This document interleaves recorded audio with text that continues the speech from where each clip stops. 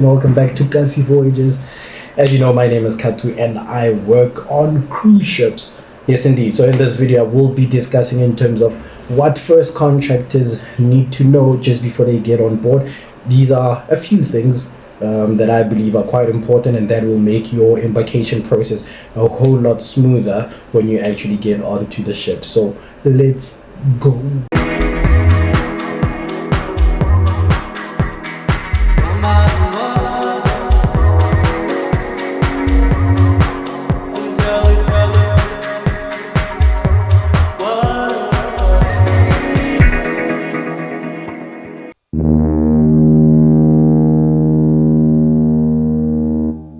Point number one. Point number one, I personally believe, have money. Put money aside that you are going to exchange just before you leave your country of residency to the country that you're going to. So, for an example, for my first contract, I left from South Africa going to America, LA. So the money that I had to exchange were for my Uber fare from the airport to the ship. Luckily, I didn't have to spend on hotel because when I arrived on the same day, that was the same day that I would be heading to the ship. Some people do when they arrive a day before or 2 days before the ship actually arrives into port, and you have to stay in the hotel. So when you do exchange the currency that you have into like a US currency, US dollar currency, those are certain things that you need to keep in mind in terms of how much the taxi fare is going to be, the Uber fare is going to be from the airport to the port of call, how much a night in a hotel is going to be, or 2 nights in a hotel is going to be, how much food is going to be, because you don't want to starve, of course. Now, some companies do reimburse you on these expenses, some companies, not all of them.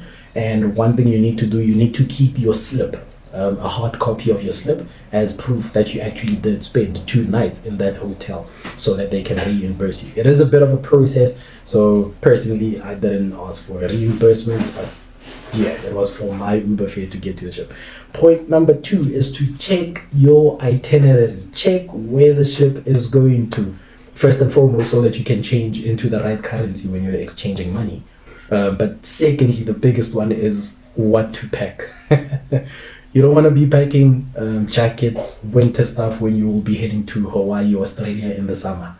Okay, you don't want to be packing shorts, short sleeves, bikinis, swimming shorts when you will be heading to Alaska, for an example. So check your itinerary, check where your ship will be heading to. Just simply typing in the name of the ship that you will be working on in Google, that will give you in terms of the itinerary. There are some websites that you could go into that you can get literally your itinerary for your whole contract for the next 8 months.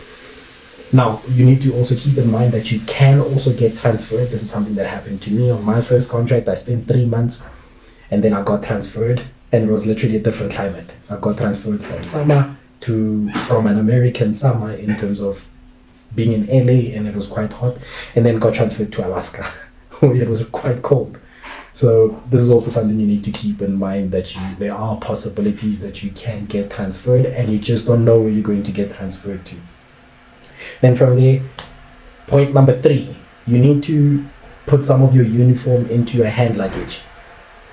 There are possibilities that your luggage can get lost, can go missing during your flight.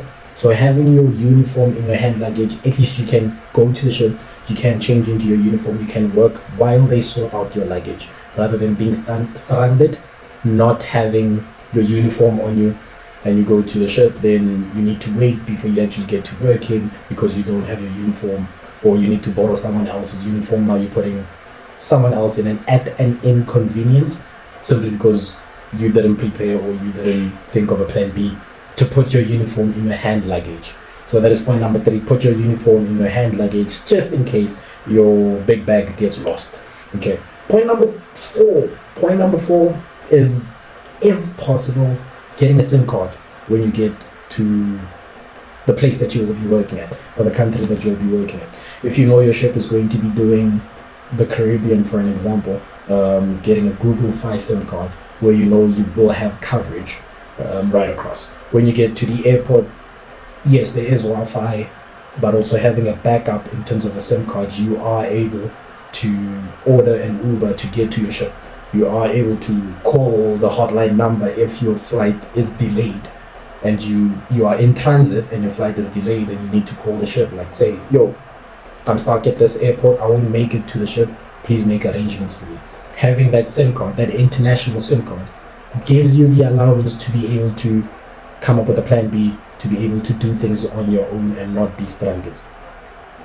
Then from there, one of the biggest points is to print your documents. Have additional documents, your medical, your visas, your letter of employment. This is a big one.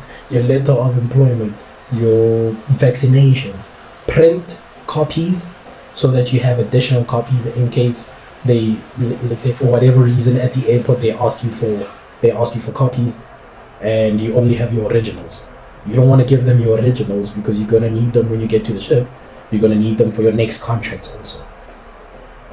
So print copies of your documents, important documents, and put them in your hand luggage. You don't want your important documents being into your other luggage and they ask for it during transit and your luggage is already in LA and you are stuck in Dubai and you don't have your documents. So that is another thing in terms of print copies, have copies of your important documents and put them in your hand luggage. And then from there, yeah man, good luck. Those are a few things that I believe first contractors need to keep in mind when just before joining their ship. Also packing, guys, don't take your whole wardrobe, please. You're gonna be spending most of your time in your uniform, so yes, you do need a few clothes here to change. Things that I would say are quite important are socks and underwear. Okay, you're gonna need a fresh pair of underwear every single day, please, and socks are quite important also. And then from there, other than that, like I said, you're gonna be spending the majority of your time in your uniform, so you don't need to pack 20 shirts and 20 pants and all your high heels or all your formal shoes. No. Hope you guys enjoyed the video. Danko is thank you. Bo bo bo bo.